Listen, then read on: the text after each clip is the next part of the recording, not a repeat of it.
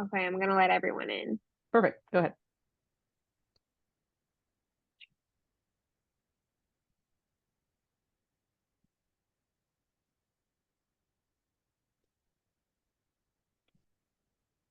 Hello, everyone. Thank you so much for joining us. We will be getting started momentarily. Just want to let everyone know who's in the Zoom right now that this video is being recorded and will be shared on our YouTube channel after it's we're finished this evening. So, all right, Harshini, are you ready? Okay. Yeah, Well, I guess. Yeah. well, Do you want to wait a couple minutes or? yeah, we can. I'm always get to it, but we can wait. Yeah. I was like, I always give people like about a 5 minute kind of window, but I don't know. Are we doing a green? I'm fine with doing a green drink style. Is this how it goes? No, yeah, Nancy has me on a tight schedule while we do green No. drinks. This is LMCP. We do things loose, more loose. Oh gosh. Yeah, I would say let's wait like 3 more And minutes. Nancy really has me regimented with green drinks. Well, Nancy's, like you and Nancy are experts at this, so I'm just kind of like I'm that bimbo, just like I guess I'll just present. It's gonna be great. But as Em said, welcome everyone. So my name's Harshini. I'll just introduce myself now because I don't think it's part of the official presentation. So I'm the advocacy coordinator at Save the Dunes. And Katie, I don't know if you want to just introduce who Yeah. you are as well. Hi, everyone. Thank you so much for joining us tonight. My name is Em Racine. I'm the Community Engagement Coordinator for Save the Dunes. Happy to have you all here tonight with us. And hello, I'm Katie Hopgood. I'm the program director. Awesome. Hello, everyone. Hi, Noel. Hi, Sarah. How are you guys?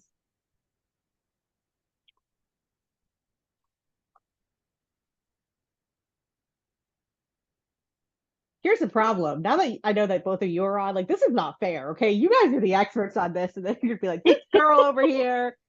What did she think she was talking about? Well, Coastal hopefully resiliency. we'll have lots to say on the Padlet then. There we go. Right? Yeah. No, I'm gonna have you on for the shoreline erosion presentation. I'm gonna be like, no. Oh, at least it's not Aaron Argelon. Yeah. I'll have both of you do it. That'll be it. You'll be all three, you, Joe, and Aaron. That'll be what we have. It's just all three of you guys. And I'll sit back and take credit for it. That's what I'll do. I'll be like, look. Oh gosh. Anyway, okay, so yeah, I guess we could start now. We're good to go. All right. Yeah. Well, thank you everyone for joining us this evening. We are here presenting our first webinar in our Coastal Resiliency series. It's Living in the Dunes. We are here with our advocacy coordinator, Harshini, who introduced herself, for an hour-long webinar on what coastal resiliency means, and especially to residents here in Northwest Indiana, and some best practices that we can adopt as homeowners and residents of the Indiana Dunes. This presentation, I know Harshini will make mention of this, but I do too. The presentation is made possible by a grant from the National Oceanic Atmospheric Administration and the Indiana Department of Natural Resources Lake Michigan Coastal Program. So take it away, Harshini. Awesome. Thank you, Em. You did that great. That's a lot of words, for that agency. So yeah, so just give me a second. I'm gonna share screen real quick and we will get started. Okay. Just give me a second for it to load. Okay. So hopefully everybody can see that. So as Em said, welcome. So this is our first presentation in our series about coastal resiliency topics. And as Em said, we are going to start first with a general overview about coastal resiliency and then go into specifics about living in the dunes. And specifically, we're going to talk about Northwest Indiana region. So the three counties of Lake, Porter, and LaPorte counties. So just a quick introduction. As Em said, this document is made from a grant from NOAA, or the National Oceanic Atmospheric Administration, and the Indiana Department of Natural Resources, or LMCP. over at DNR. So we really want to thank them so much for their amazing grant and for letting this all be possible. So without further ado, we're gonna jump right in. And just actually before we do that, I just want to I always point to the picture on the right that you're seeing right now. That's from our amazing friend Rafi. He is one of the rangers at the national park. It's one of the best Mount Baldy pictures I think I've ever seen. So if you do have a chance and you haven't yet visited Mount Baldy, I definitely recommend it because it looks as amazing as this picture. So let's go on and we'll talk about who we are. So we are Save the Dudes. I assume most of you people probably have heard of our organization, but I just want to do a brief overview about who we are and a little bit about our organization for those who maybe don't know who we are. So our organization was founded in 1952. We focus a lot on the 3 or 4 Northwest Indiana counties that I just mentioned, Lake, Porter, and LaPorte counties. And we support policies and actions that protect the Indiana Dunes, Lake Michigan, and the surrounding natural areas, and the people who live, work, and recreate in Northwest Indiana. And our organization does our work through our 3 buckets, is what I call it. So through conservation, which our program director, Katie, oversees advocacy, which I'm the advocacy coordinator, so I oversee that, and community engagement with our amazing community engagement coordinator, M.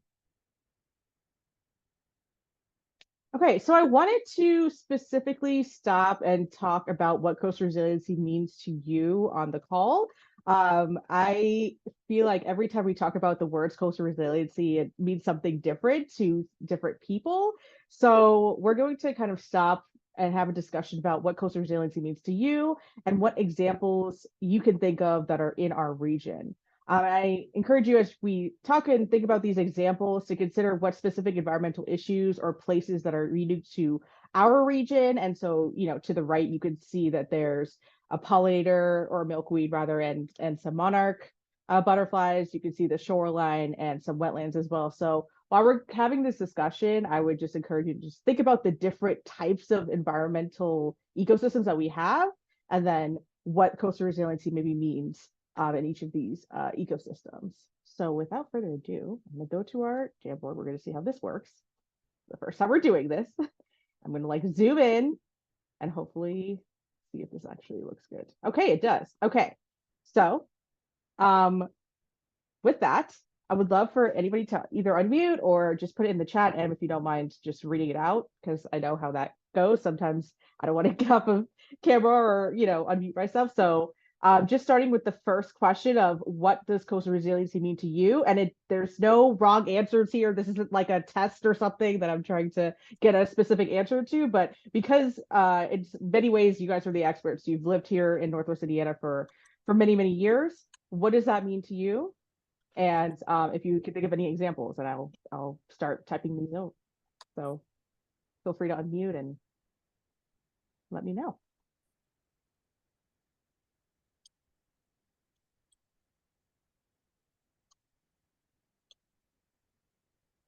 Okay, so thank you, Katie. And M. Okay, so healthy ecosystems long term. Yeah, that's definitely one of them. So put that down here. And while we're talking about this, I would say just think about kind of where you live and your backyard, or like different animals or places that you've seen and what you think that means to you. And like I said, there are no wrong answers.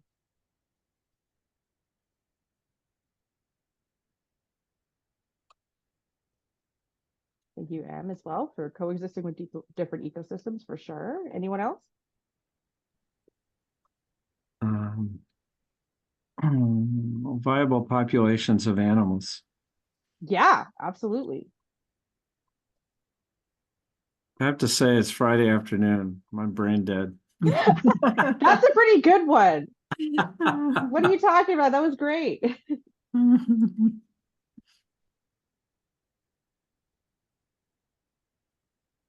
I know. I'm like asking questions on a Friday. I do understand that. That's a tall order. It's a tall order. Dynamic shoreline. Ooh. Yeah. Go ahead, Monica.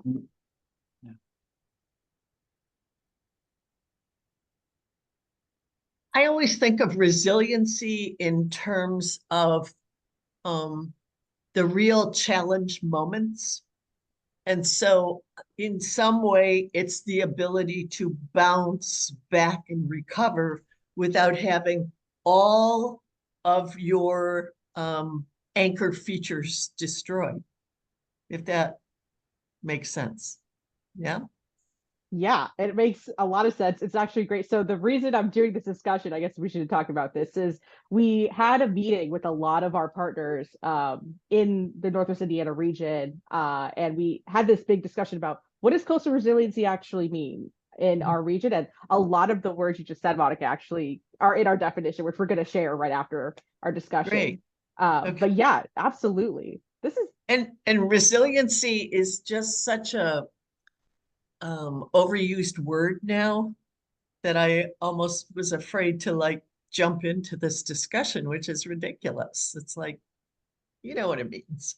no, absolutely. Like I think I always tell Advocacy this. I'm like, you living here makes you an expert. You do not, Really? you are here. Oh, absolutely. I think when we talk, I know I can say this too. When we talk to our community members in Northwest Indiana, you guys have seen things that really do. You've experienced things and seen things in this place that you can't read in a textbook. You can only experience them, and so that absolutely is one of them as well.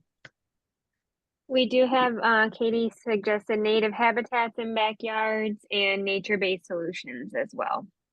Awesome, thank you. I'll make those two different ones. Any other points about what coastal resiliency means to you?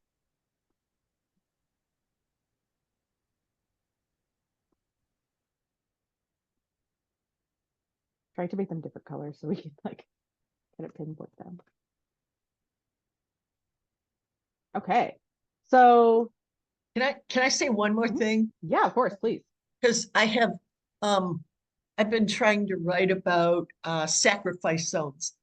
And so when I think about sacrifice zones, I think about how part of resiliency is having to put up with them if they're there, right? I grew up in Detroit, so I see many examples of that in metropolitan Detroit.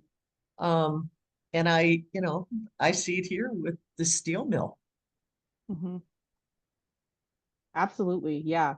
And just so I understand, can you define what a sacrifice zone is? Yes, yeah. I would say a sacrifice zone is it is an area that has accumulated toxicity and erosion over time, and for many, many, many years to come, it will be toxic.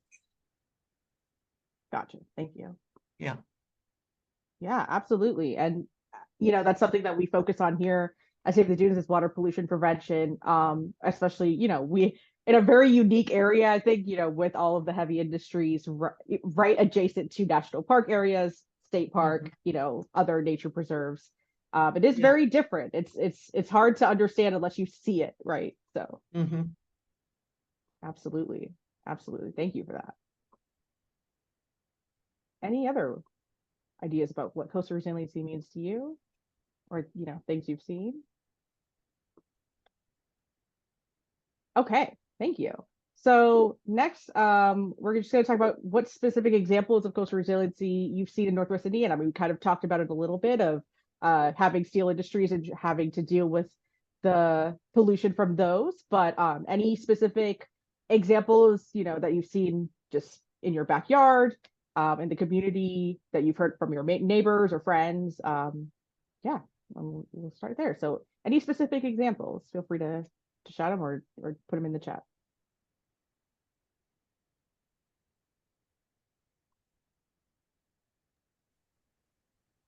Katie's got sand nourishment at Crescent Dune and rain gardens. Ooh, yeah. I think we have no, it's just how you say it. Do we have a picture of a rain garden, one of these? Or rain, no, sorry, it's a rain barrel. Never mind. Planting native plants. Absolutely. Noel, do you have a favorite native plant? I have many favorite plants. Can you name like 2 or 3 of them? Oh, pitcher's thistle, fame flower, Yeah. butterfly weed, gosh, columbine. Perfect.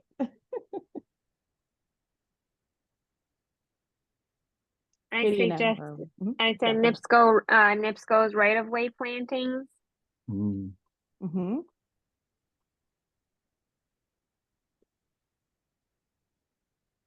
Absolutely.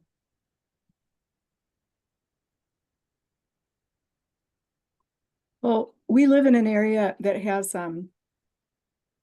where there were leasebacks in the national park when the national park was being created, and we've watched those areas that once had lawns and homes and things like that returning to more native plants.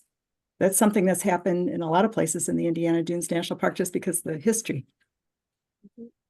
Yeah, absolutely. That's so interesting. So we just had a meeting with Representative Pat Boy, and she was talking about one of the ordinances in Michigan City where they're starting to, now think about this in a very local level of encouraging people to have more native plants versus, having lawns. And so reenacting, or rather enacting, these ordinances in each town along the shoreline is something that they're, people are looking into now. I think they had a town ordinance that said you couldn't have a plant that was, 8 inches or less. And of course, a lot of these native plants are so tall, and so that's kind of how they basically, didn't allow that to happen before. And so that's something that I think a lot of our shoreline areas especially are looking into. So that's, yeah, it's great to not see as many lots. I think it's slowly changing. That's now bad. That's considered kind of bad. Yeah.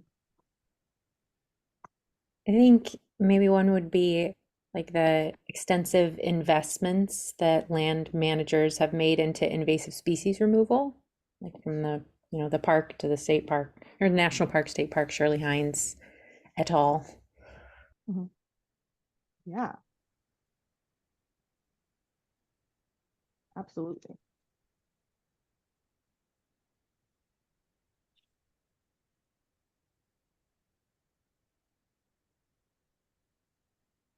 I wonder if also like there's an ordinance in the town of Long Beach about development. So, it has to be set so far back from the shoreline. Feels like a very good best practice. Do you feel like that would be a good example? Hmm.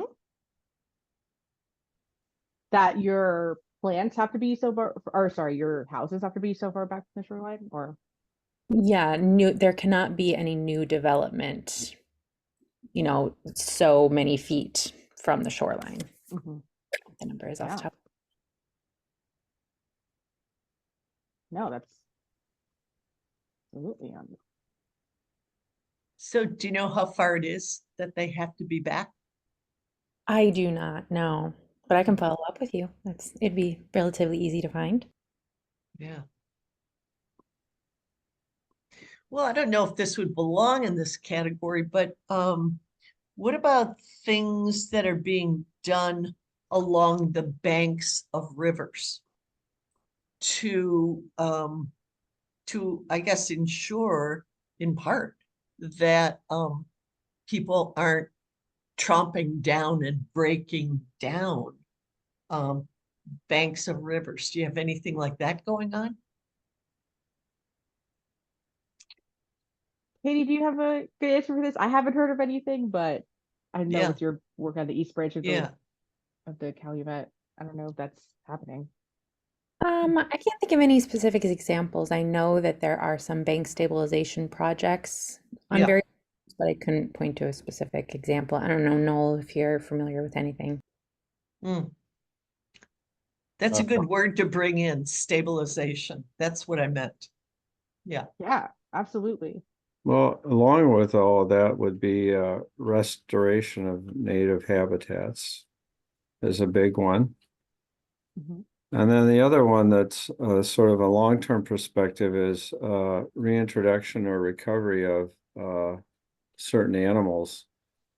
Mhm. whether it's good or bad, beavers and turkeys, for example. Yeah, absolutely.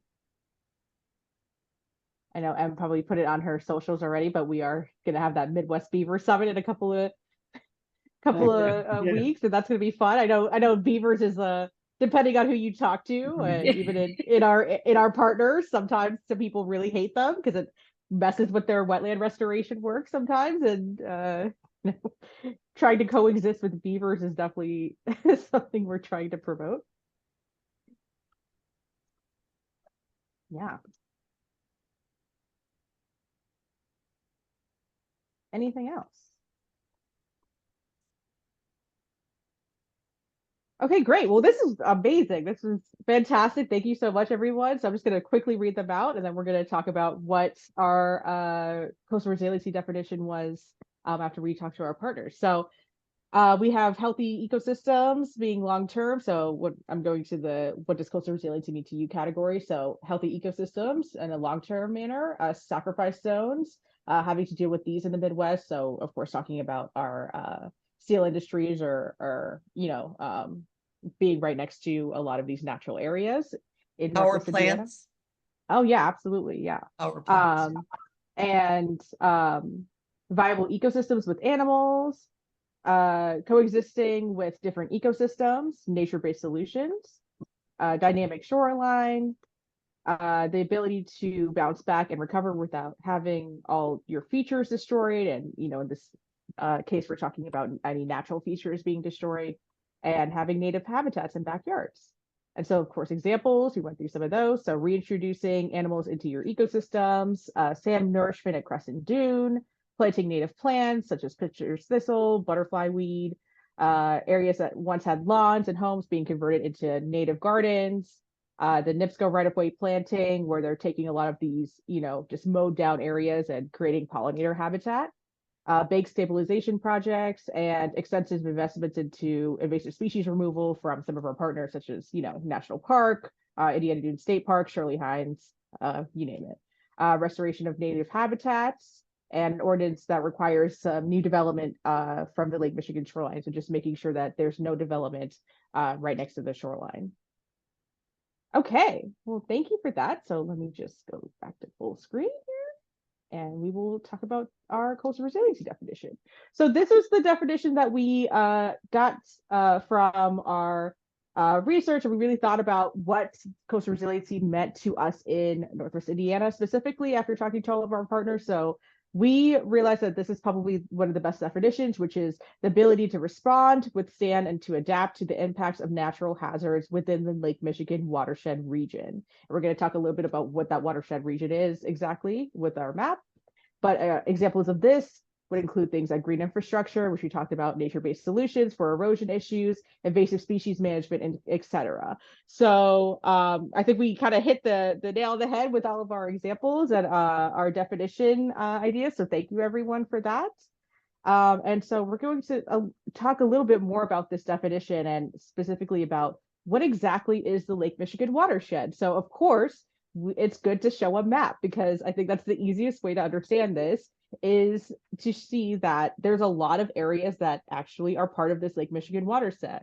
And the idea that coastal community does not mean technically right next to the shoreline, that this entire area of the Lake Michigan watershed is a coastal community. So if you live anywhere in these blue areas, you are part of this coastal community. So when we're talking about all these coastal resiliency issues, you are part of that. You are part of a coastal community, and that's something definitely that you should be proud of. But I think it's a little bit of a misunderstanding that if you don't specifically have a house that, looks at Lake Michigan in your front lot or your backyard, that you are not part of that, but you really are. And as you can see with all these different tributaries, or all these creeks and rivers, everything that eventually runs into Lake Michigan is affected by that. So of course, it doesn't only include those people that are on Lake Michigan, but all of those tributaries. So if you live next to, let's say, Coffee Creek, or Trail Creek, or East Branch of the Little Calumet, all of that definitely does affect coastal resiliency. And so the bottom line is, coastal does not mean shoreline communities. It includes the entire entire watershed. So I'm just going to pause here because I know this is like a very big map and it's kind of, a lot of information, but I would just say when you're looking at this map, just kind of identify, okay, where do I live? And then see how that connects to the other areas near you, what rivers or lakes or streams that you're near, and then kind of understand how that would differ or how coastal resiliency is different for you versus others. Mhm. Okay. I do want to say that this is, once again, not our only topic on coastal resiliency. We do have some other presentations that are coming up. So on August 23rd, we're going to have a presentation on coastal resiliency, but specifically on wetlands.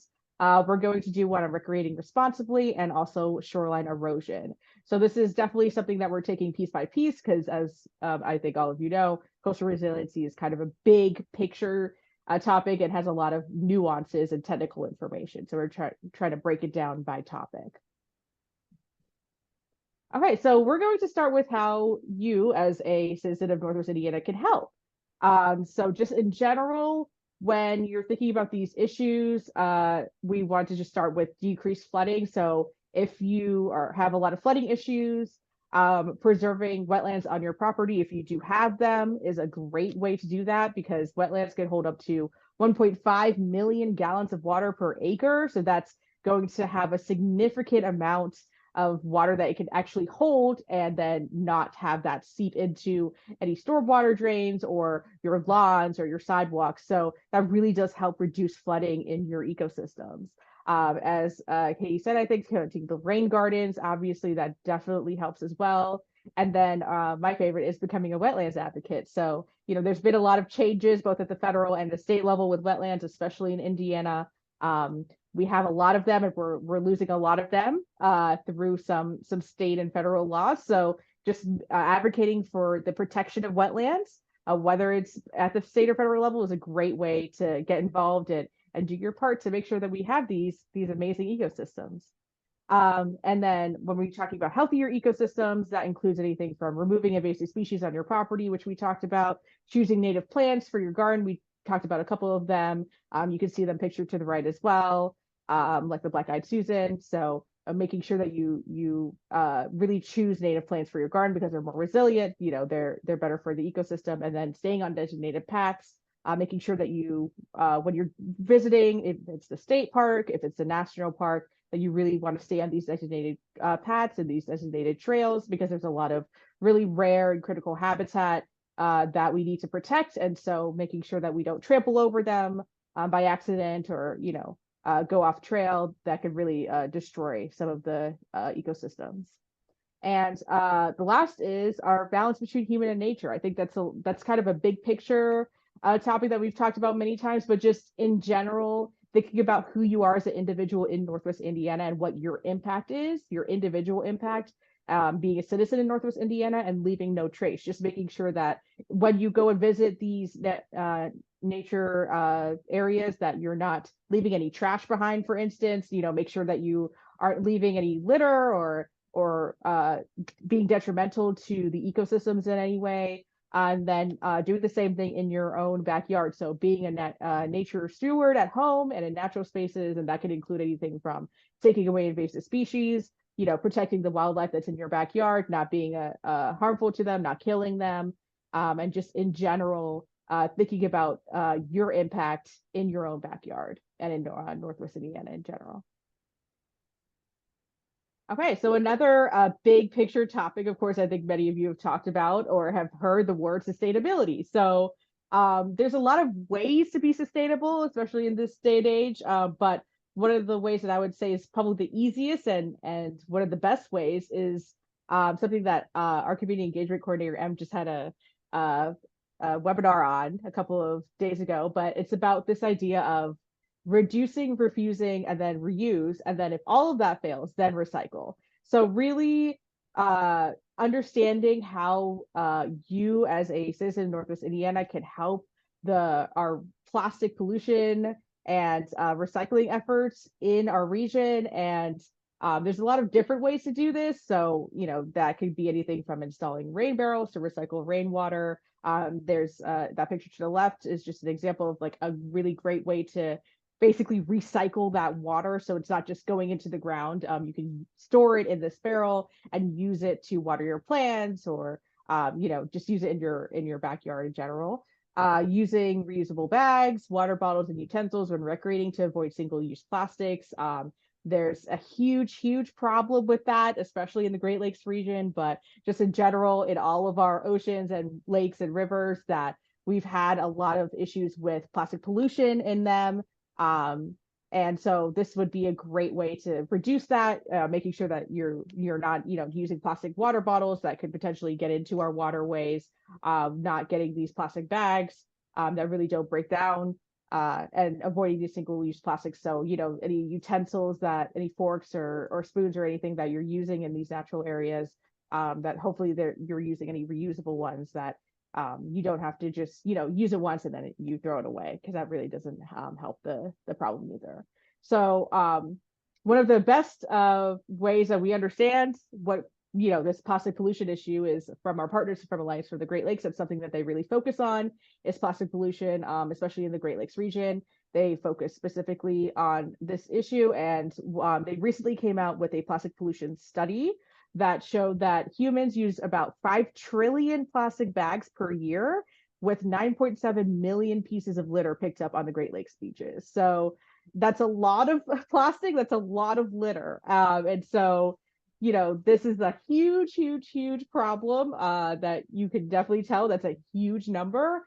And with that, you have to just think about what exactly is being thrown on our beaches. And so that's, anything from plastic bags or plastic utensils, things like that. But the problem with the littering is that these things don't go away. So for instance, plastic bags take about 10 to 20 years to degrade in the environment. And even if you do use, degradable plastic, they're broken down into microplastics that continue to cause harm to the environment, to the wildlife and people. So even if you do use these single-use plastics, and it does say like, oh, it's biodegradable, it really isn't. It just gets broken down into smaller and smaller microplastics. So this is definitely a huge problem. There's a lot of stats to back this up now. So it's a great kind of study that will hopefully, if this is something that you're encouraged by, or want to get involved and be an advocate for, this is definitely a study that I would encourage you to use, especially if you're, as we will be doing, is, talking to our legislators about this issue and saying, hey, is there anything that you can do? Let's pass some legislation to stop this.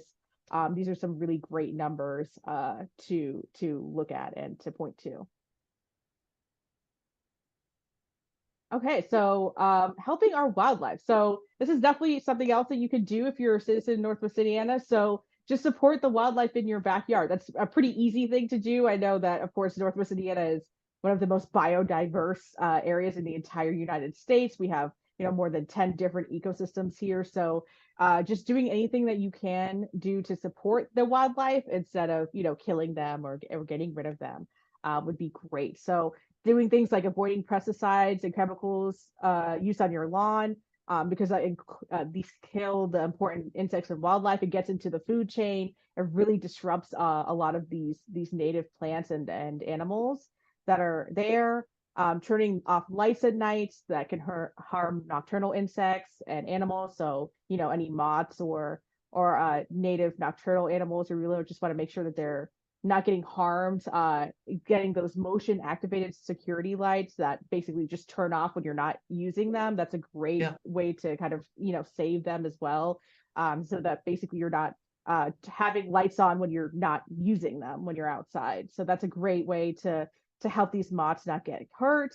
Not using any poison traps outdoors, because these kill the animals really slowly and then poison other predators that eat them. So, if you're thinking about, like, for example, birds of prey, if they're eating any animals that are already, in these poison traps, then they, of course, are going to get poisoned, and then it just goes up the food chain. And so it just infects the entire food chain that way. So we really, suggest that you don't do that. Not feeding outdoor cats because they eat other critical wildlife. There's a crazy number. I think it was something in the 5 million number of native birds being killed by outdoor cats. So really just making sure that when you have pets in general outside, that you either are keeping an eye on them or keeping them on a leash, making sure that they don't kill or, precious native wildlife. That's been a huge problem. So just making sure that they are, in attendance when they're outside. And then of course, looking into pollinator and wildlife friendly practices when it comes to garden cleanup and know how your gardening affects wildlife. So I know that most of you probably know, but Save the Dunes does have our Living in the Dunes Volume 2 that focuses specifically on pollinator gardening ideas and how you can create your own pollinator garden. And so it goes through a lot of different landscape ideas and different practices that you can do if you do want to create your own pollinator garden in Northwest Indiana. So I do encourage you to look at that. It's on our website. I think if you just go into the resource page, but it really gives a great idea of different native plants that you can plant, different ideas for what your garden could look like, and then also the if you're in obsessed with like a certain type of pollinator, it'll kind of show you what native plants you'll need to have in your backyard to attract that certain pollinator. But just in general, just looking into these pollinator wildlife friendly practices is a great way to help our wildlife. Okay, so now we're just going to go through different types of ecosystems depending on what your backyard or your neighborhood looks like. So if you do have a lot of trees or foresty kind of area that you live in, these are a couple of things that we would encourage you to do. So when you're gardening, considering planting natives, of course, that prefer canopy shade, because if you're going to have a lot of trees, you're going to have to think about, a little bit less sun, more maybe like a 50% canopy, things like that. So just when you're thinking about planting natives, make sure that you understand whether or not they like canopy shade. If they like full sun, that might be something that you want to avoid. Protecting, of course, forest wildlife and other habitats. So making sure not to destroy any native trees or shrubs that they might use for nesting and food.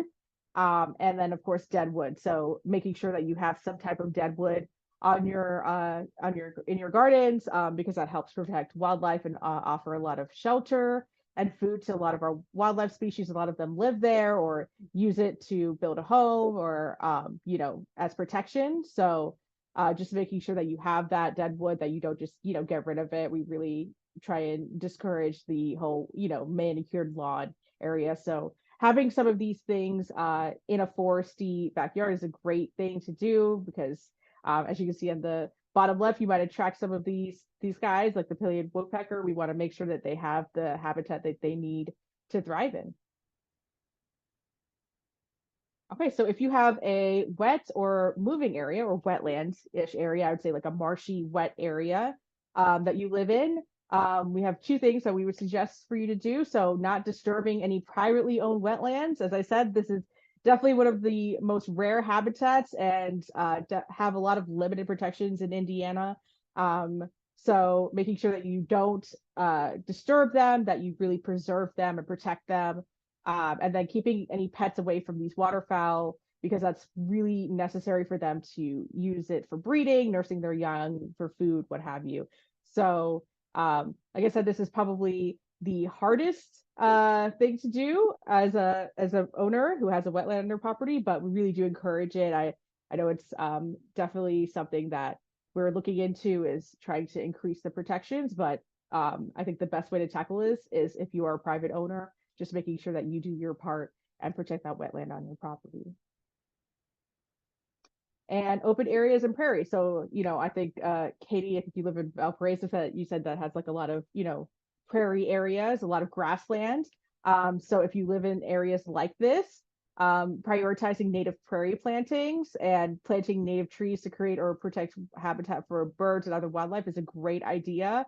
There's a lot of different prairie birds that you can see on the left right here that really need these native habitats to thrive in. So converting parts of your lawn into a prairie would actually be a great idea as well. So helping these native grasslands or birds and insects have a great place to get their food from, breed and just have shelter is a great idea. So these are just some examples of what you can do if you live in these types of areas. And, if you live in these types of areas and you are trying to look for a specific type of pollinator, like I said, just thinking about monarchs, I know a lot of people like them. So, planting a lot of milkweed if you like that, or just thinking about how you can prioritize pollinators depending on what your preference is. Okay, so the last ecosystem we're going to talk about specifically is shoreline.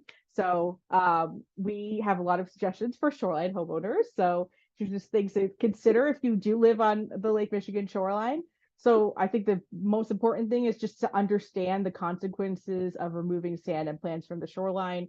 You know, our shoreline is very dynamic. It moves, the lake levels fluctuate. So understanding what that does and what the consequences of you doing that in your backyard could mean. So plants such as marram grass on the right here hold the dunes in place. So that's really important. So making sure that you preserve that is important. If you remove these natural defenses, this really leads to a lot of erosion and increased flooding. This is definitely a hot topic. This is something that we work on here at Save the Dunes, but just in general, making sure that you do your part, keep those marram grass where they are. It really does, you know, decrease the shoreline erosion on Lake Michigan. And then, of course, not creating any social trails, only using these public access sites to recreate on the beach, because these marram grass help with these erosion issues. So if you see anything on pictured here on the right, like, you know, a public access site with some stairs or some steps, that's great. I would say use that. Please avoid making your own social trails where, you know, you're stomping over these marram grass, all these other critical plants that stabilize the shoreline in place, because, you know, this is really critical to making sure that we still have a beach. So just making sure that you do that. And also making sure that you take steps to ensure any construction projects near the lake are not too detrimental or near the shoreline. So that's definitely something that we're starting to understand. I'm sure that everyone has seen a couple of these houses, maybe, you know, near Portage, or rather the Porter County, where they're definitely too close to the shoreline, and, you know, they have a lot of issues that are now happening because of the lake level fluctuation and increased shoreline erosion. So if you are house hunting, we suggest that, you know, you think about how our shoreline is dynamic and changing, and maybe thinking about getting any houses that are a little bit farther away from the lake. And if you do have a house on the shoreline, making sure that any construction projects really take in that idea and consider that idea that our shoreline is dynamic. So when you're house hunting, of course, other than thinking about houses that are farther away from the lake, also considering coastal erosion issues such as lake level fluctuation, and, you know, just flooding. Think about houses that maybe have areas that are more semi-permeable. So thinking about green infrastructure ideas as well would be something that I would suggest is a great next step. So these are just some of the issues. I mean, shoreline erosion is going to probably affect all of us eventually, but these are things that you as a shoreline homeowner can do to help. Okay, and that was it. We're going to have a time for questions, of course, at the end, but would you want to talk about our socials real quick? Sure.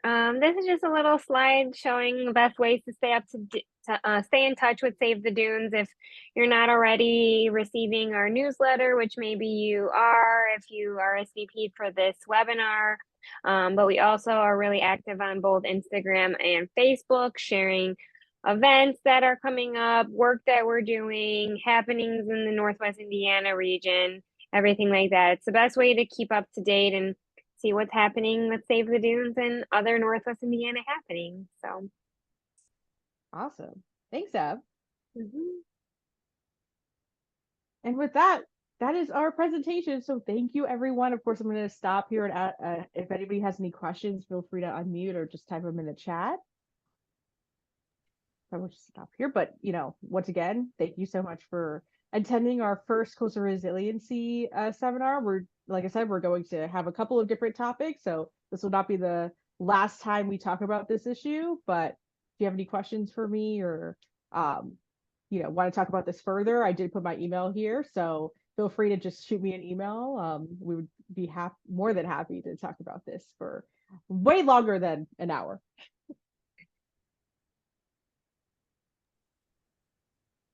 Any questions? Harshini, I have a question. Yeah. I was struck in your definition of, I think it was resilience or was it sustainability, about natural hazards. And many of our hazards are exacerbated by human actions. So I'm just kind of curious about that selection of words. Yeah. Let's see if I can quickly go back to that definition real quick. Here we go. So the ability to respond, withstand, and to adapt to the impacts of natural hazards within the Lake Michigan watershed region. So I think is your question almost like, are humans included in the natural hazards section of our Yeah. definition? Well, yeah, and I can understand that certain terms you might want to avoid, and natural hazards is a little perhaps less controversial, but for example, shore lake level changes is a natural hazard. Humans don't have control over that. But we've exacerbated that by building structures into the lake that cut off sand supply. So, that's just an example of the intersection between hazards and humans. So, Yeah, I was just absolutely. curious about it, Yeah. And Yeah. we haven't mentioned one term at all is climate change. Mhm. Hardly. Yeah. Yeah. No, absolutely. Yeah. I think it's kind of hard, right? I think we were talking, I don't know, you were I think at this meeting, right, where we were talking about what coastal resiliency means, and I think it's hard to put this all in one sentence, Mhm, right? So we tried to keep mhm, it very, very general and broad, but mhm, absolutely 100%, thinking about human impact just in mhm, general to mhm, the environment. That's mhm, something that we've both seen this just living here in Northwest Indiana. mhm, 100%. I think that's why we kind of realized, like, okay, this is a general definition, and then shoreline erosion is absolutely 100% one of the topics under coastal resiliency, where of course we talk about, a lot of these Right. issues have been almost we've sometimes been an enzyme to these issues, right? So we've kind of Mhm, instigated them or accelerated the issue. mhm. So that's a great point. Yeah, absolutely. I totally get your point. Any other questions?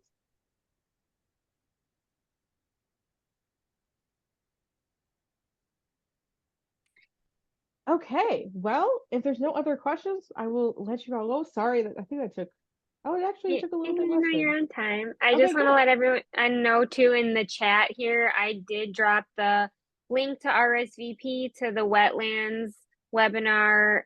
Please, same as this one, RSVP. Let us know you're going to come. What way we have your email? We can reach out to you if need be. And then I also shared the pollinator guide PDF link in the chat as well, if that interests you. That's our most recent and updated Living in the Dunes guide on native pollinators. And we are actually installing a native pollinator garden on the property at the Barker House. So if you're interested in further learning about planting and plant selection and all that stuff, lots going to be happening at Barker House with that. So please reach out, get in contact, let me know you'd love to know more, and I will get you guys on VIP guest lists for when we are going to plant the garden. Awesome. Thank you, Em. Yeah. Thank you everyone for attending. Thank you guys. Yeah, have a great rest of your Friday and a great weekend. Bye. Okay, I'm gonna Yeah, you're good.